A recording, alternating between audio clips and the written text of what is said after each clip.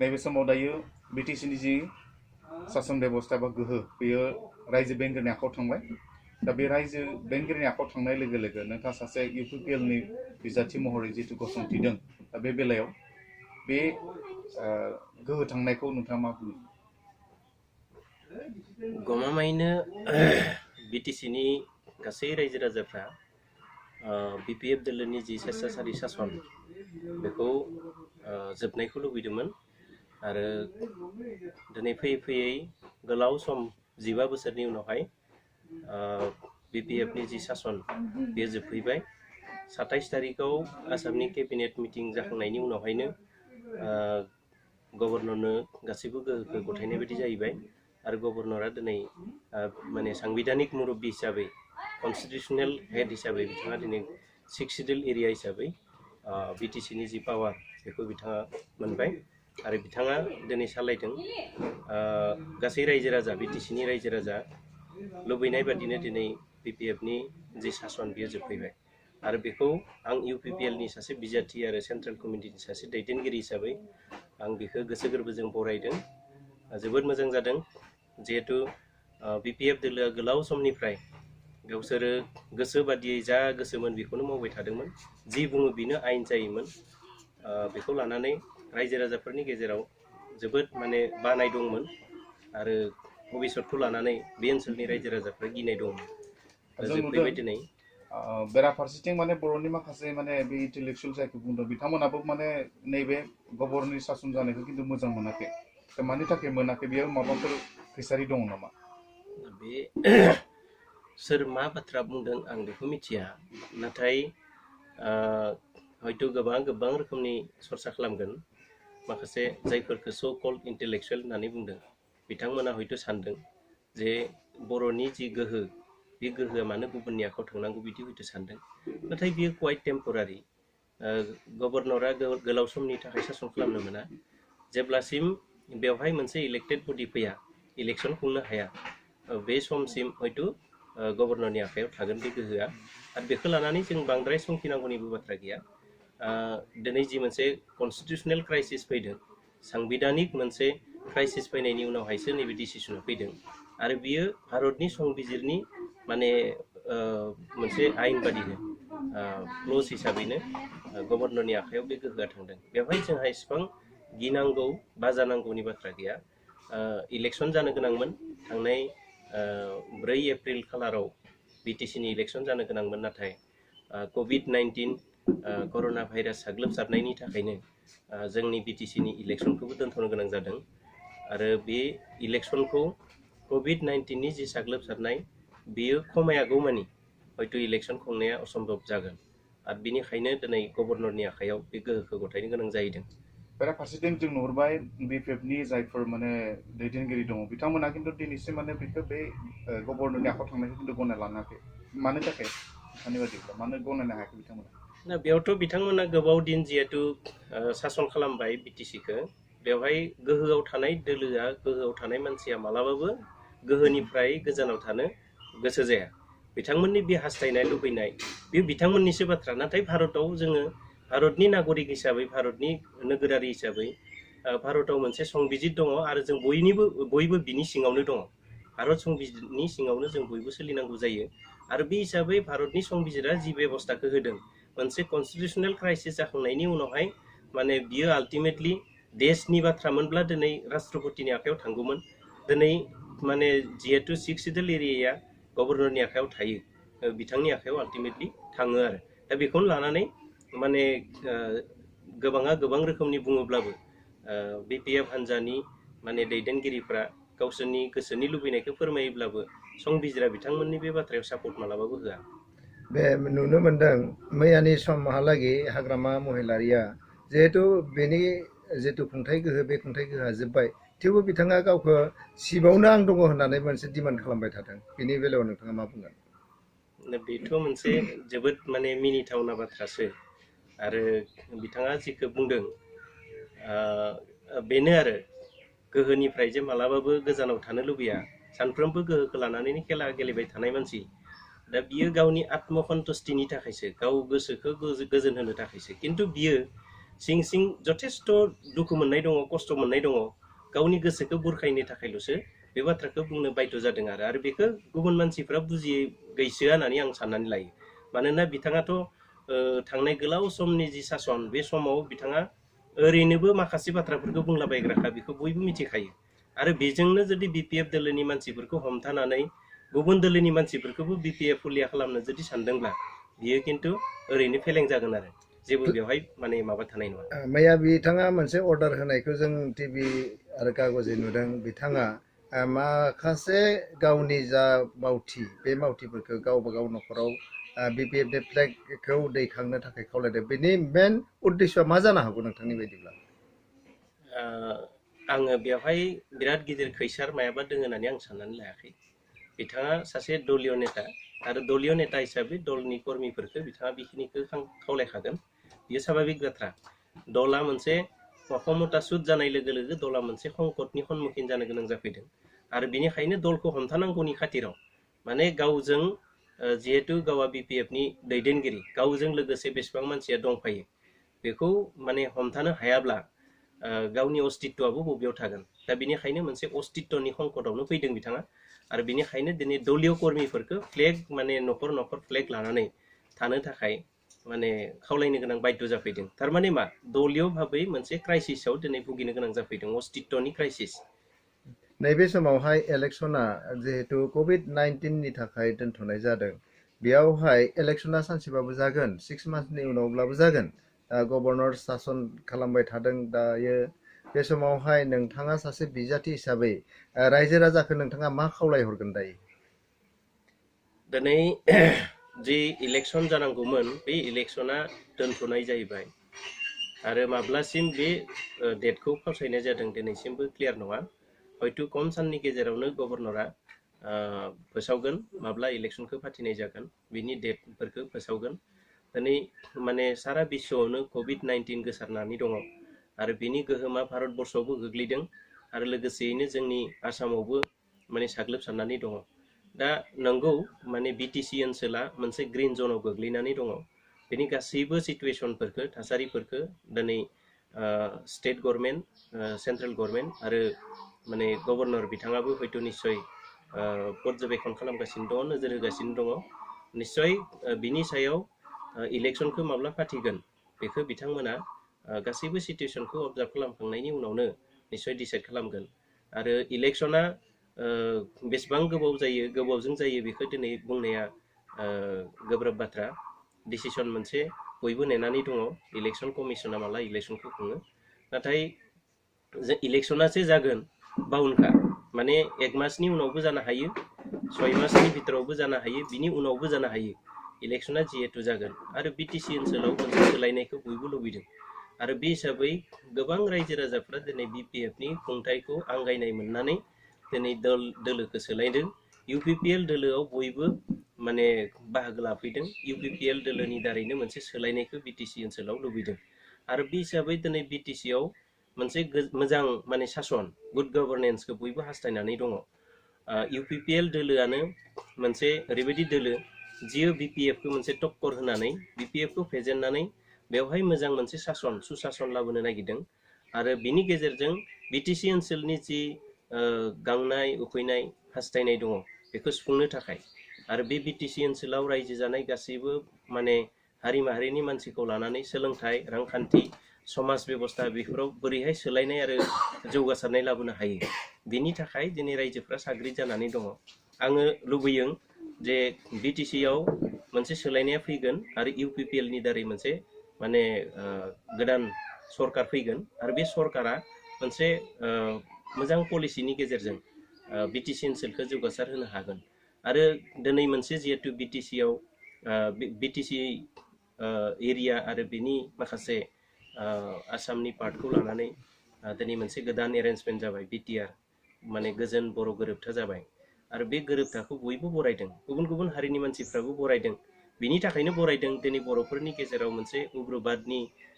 सोमावसारनाय दङमोन दिनै गणतान्त्रिक सोमावसारनाय दङमोन बे माने सुक्तिनि गेजेरजों दिनै बै सोमावसारनायफ्रा जोबथ'फैबाय आरो बेवहाय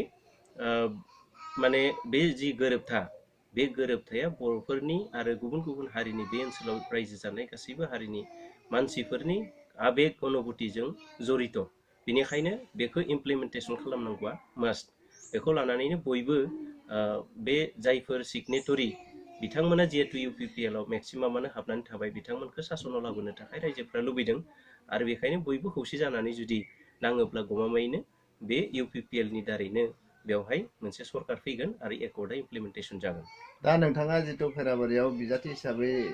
नमिनेसन होबाय आरो बिजाथि हिसाबै फैगौ जितु 2020 मायथाइनि इलेक्सन गेलेनो ओंखारदों, बेयावहाय नोंथाङा सासे BPF नि गोराथार जाय गोहोआव दङ बिथां लोमस्राव दैमारिजों नोंहा कन्टेस्ट जागोन आरो बेबायदिनो BJP आबो गोरा। बे हिसाबै नों सोरजों बांसिन माने मोगा मोगि जानांगोन नोंनि साननायावहाय? आङो आंनि जायफोर खैराबारि समष्टिनि बिजाथिफोर दङ, आं रावखौबो गुरै होननानै साननानै लाया। सुथुरा अरायबो सुथुरखा। आं रावखौबो माने दुर्बल होननानै साननानै लायाखै। सोरबा BPF नि केन्डिडेटखौबो आं दुर्बल होननानै साननानै लायाखै। सोरबा BJP, सोरबा माने गणसुरक्षा पार्टी, सोरबा निर्दलीय प्रार्थीफोरखौबो आं रावखौबो दुर्बल होननानै आं साननानै लायाखै। आं बयखौबो गोरा हिसाबैनो, बयखौबो गोख्रों हिसाबैनो आं साननानै लादों। मोनसेल' बाथ्राया बेनो, जायजों जनसमर्थन थायो, जायनि बेगाव माने रोजा रोजा भटारफोर थायो, थोजासे नांगौ रोखोमनि भटारफोरा थायो, बे मानसियानो देरहासार जायो। आं सानो रायजो राजाया निश्चय दोङो UPPL दोलोजों आरो सोरबा जुदि गोहोगोरा जानानै दङब्ला रांखान्थिनि बेलायाव हयतो बांसिन गोहोगोरा जानानै थानो हागौ, नाथाय गुबुन रोखोमनि गोहो बोलो बिसोरनियाव बांद्राय दोंसि होननानै आं सानाखै। दा नोंथाङा रायजो राजाखौ फैगौ जितु इलेक्सन, बे फैगौ इलेक्सनाव नोंथांनि बिजाथि नोंथाङा देरहानो थाखाय मा होननानै खावलायनो नागिरदों? अलरेडि रायजो राजाफ्रा बेखौ बुजि मोनदों। दिनै UPPL दोलोआ मा एजेन्डा लानानै माने इलेक्सनाव गाखोनो नागिरदों, इलेक्सनाव बाहागो लादों। दा बे हिसाबै UPPL दोलोनि सासे आं बिजाथि महरै समष्टिबासि जायफोर रायजो राजाफोर दङ, आंनि गुरैयै खावलायनाय जे गोलाव दिननि जि मोनसे सोबख'नाय, गादबनाय, नासयनाय, बेनिफ्राय उदां जानो थाखाय दिनै प्रमद बर' दैदेननाय UPPL दोलोनि आं सासे केन्डिडेट आरो बे हिसाबै रायजो राजाफोरखौ समष्टियावबो मोनसे सोलायनाय लाबोनो थाखाय नोंथांमोना बयबो ज' जानानै खौसे जानानै जुदि आवगायबोयोब्ला गमामायैनो आं देरहासार जानो हागोन। आरो लोगोसे आंनि देरहानाय माने नोंथांमोन रायजो राजा बयनिबो देरहासारनाय। मानोना बेवहाय गोलाव समनि BPF नि माने सासन सोलिगासिनो दङ। बेनिखायनो नोंथांमोन बयखौबो रायजो राजाखौ आं खावलायदों, बयबो खौसे जादों, जोङो माने मोनसे सोलायनाय लाबोदिनि आरो जौगासारनायनि बेलायाव मोजां रोखोमै खामानि मावनानै बयनोबो जाहाथे अधिकारफोरखौ होनो हायो, बेनि थाखाय खामानि मावनि। नोंथाङा देरहानायनि उनाव गिबि बबे मोनसे खामानिखौ रायजो राजानि थाखाय खामानि मावनो होननानै नोंथाङा थांखि लादों? आंनि बयनिख्रुइबो गिबिसिन खामानिया जाहैबाय बयनोबो जास्टिसखौ होनाय, न्यायखौ होनाय, बयनोबो समान अधिकारखौ होनाय। सोरबा मोजां, सोरबा गाज्रि, सोरबा BPF नि, सोरबा नन BPF, बिदि जेबो गैया। माने बयनोबो अधिकारखौ होनायानो आंनि बयनिख्रुइबो गिबिसिन खामानि। दा नैबे समाव नुनो मोनदों बर' जाथिनि बर' जाथिल' नङा, आसामावनो बे मोनसे प्रब्लेम जानानै दङ, बा BTC आव बांसिन दङ। बेबायदिनो माखासे आनएमप्लय दं। आनएमप्लयफोरा माखासे बाहेरायाव थांनानै खामानि मावहैदों। दायो नैबे COVID-19 नि जा गाग्लोबनाय, बे COVID-19 नि गाग्लोबनाय समावहाय गोबां असुबिदायाव थानानै जिउ खुंनो गोनां जाहैदों। बे बेलायाव आनएमप्लय सल्भ खालामनो थाखाय नोंथाङा मा राहा लानो होननानै सानदों? मोनसेया जाहैबाय COVID-19 कर'ना भाइरासनि बिश्वआवनो साग्लोबसारनाय आरो बेखौ माने दिनै बिश्वबासिया मोनसे नोजोरजों नायदों आरो बेवहाय गावखौनो रैखा खालामनो थाखाय बयबो नाजागासिनो दङ,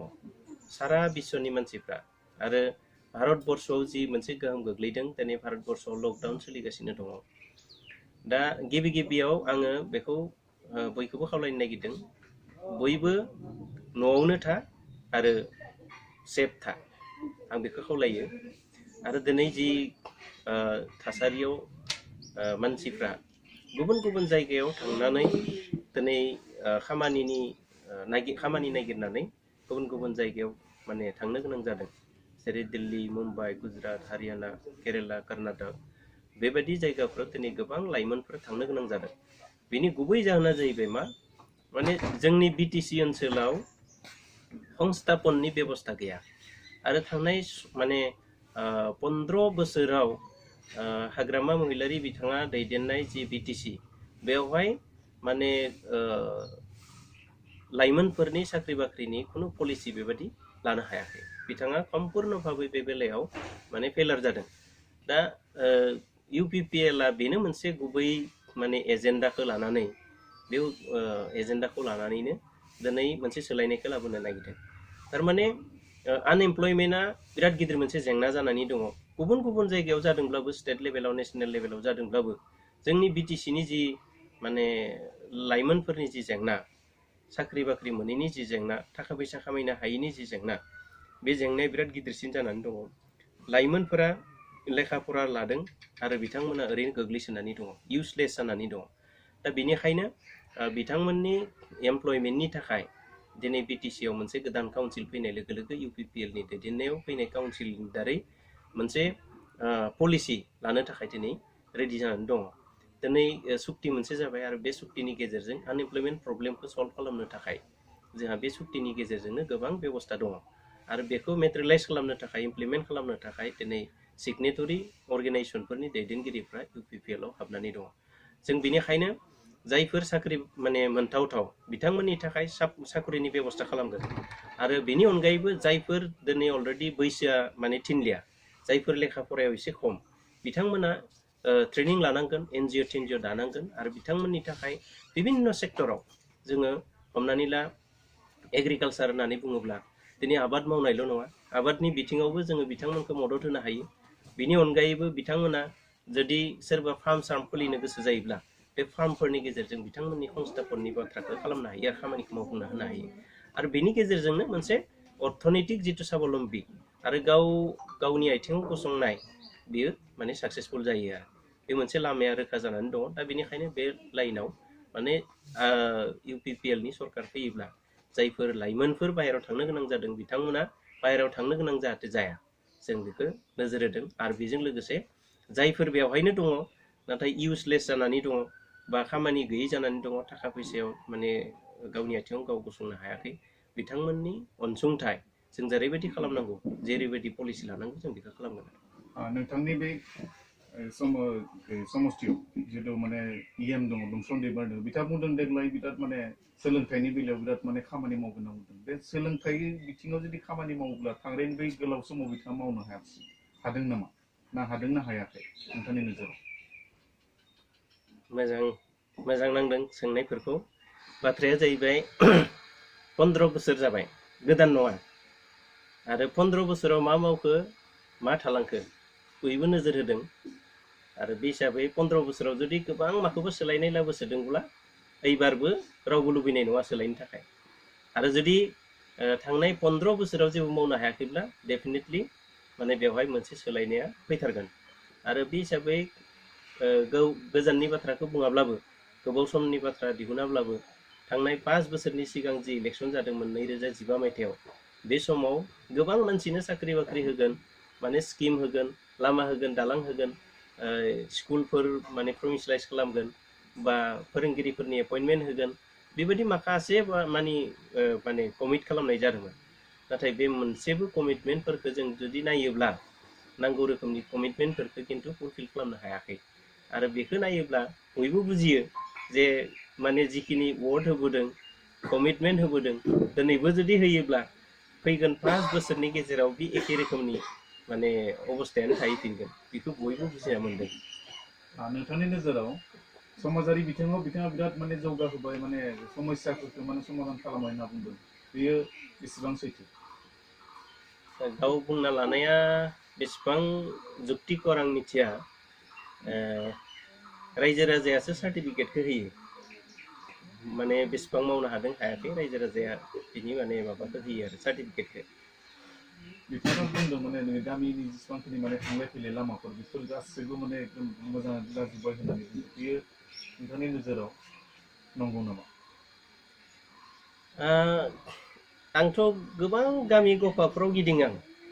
गोरिब गुन्द्राफोरनियाव गिदिङो आंनि लोगोफ्रा गोरिब गुन्द्राफ्रानो आंनि बेगाव थानाय रायजो राजाफ्रा गोरिब गुन्द्राफ्रानो धोनि श्रेणिनि मानसि आंजों खिन्थु गैया आरो आं ओंखायनो सानो जे जोंनि दोलोआ जाबाय गोरिब मानसिफोरनि धोनि मानसिफोरखौ लानानै बिपिएफ दोलोआ जुदि राजखान्थि खालामदोंब्ला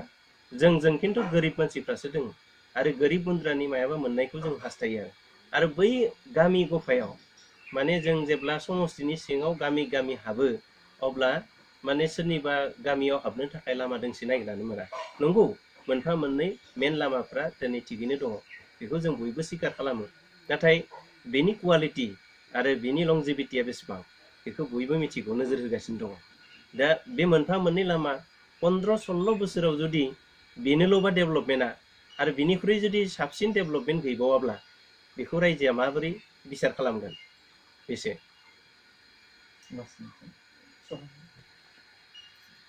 दा नैबे गोलाव समनि जि लकडाउन सोलिबाय थादों बे लकडाउननि समावहाय आंनि इउपिपिएल दोलोनि साफ्रोमबो मावथि दैदेनगिरि बिथांमोननिसिम आंनि खावलायनाय बयबो गावबा गाव जाहाथे न'आव था आरो जाहाथे सेफ थायो जाहाथे बे जि महामारी बे बेरामा जाहाथे जोंनि ओनसोलाव साग्लोबसार जाफैनो हाया जों बिनिफ्राय रैखा मोननांगोन आरो बिनिखायनो बयबो जाहाथे सांग्रां जानानै थायो न'आवनो थायो सेफ थायो आं बयखौबो खावलायबाय जाबाय